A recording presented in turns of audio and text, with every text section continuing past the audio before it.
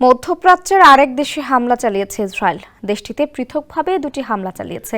এতে অন্তত 2 জন নিহত হয়েছেন। বৃহস্পতিবার আল জাজিরার এক প্রতিবেদনে এ তথ্য জানানো হয়েছে। লেবাননের স্বাস্থ্য মন্ত্রণালয় জানিয়েছে, দেশটির দক্ষিণাঞ্চলে ইসরায়েল দুটি পৃথক বিমান হামলা চালিয়েছে। এ হামলা অন্তত 2 জন নিহত হয়েছেন।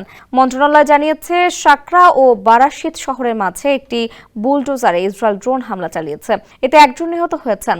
এছাড়া বেইত লিফ শহরে একটি মোটরসাইকেলে ড্রোন হামলা হয়েছে। এতে আরও 1 জন নিহত হয়েছেন। গত বছরের নভেম্বরে ইসরায়েল ও লেবাননের প্রতিরোধ যোদ্ধা হিজবুল্লাহর মধ্যে যুদ্ধবিরতি কার্যকর হয়। তবে এরপরও দেশটি নিয়মিতভাবে লেবাননে হামলা চালিয়ে আসছে। এতে একের পর এক মানুষ প্রাণ হারাচ্ছেন। এর আগে ইরানের সঙ্গে যুদ্ধবিরতিতে যায় ইসরায়েল।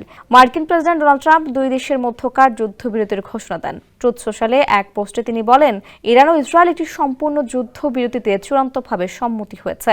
প্রাথমিকভাবে এই যুদ্ধবিরতি 12 ঘণ্টা ধরে চলবে। এরপরে যুদ্ধকে সমাপ্ত হিসেবে ঘোষণা করা হবে। তিনি লেখেন, যুদ্ধবিরতির সময় দুপক্ষই শান্তিপূর্ণ ও সম্মানজনক আচরণ বজায় রাখবে। আমরা ধরে নিচ্ছি সবকিছু পরিকল্পনা অনুযায়ী চলবে, যা অবশ্যই হবে। এজন্য আমি ইসরায়েল ও ইরান উভয় দেশকে সাহস, ধৈর্য ও বুদ্ধিমত্তার জন্য অভিনন্দন জানাই।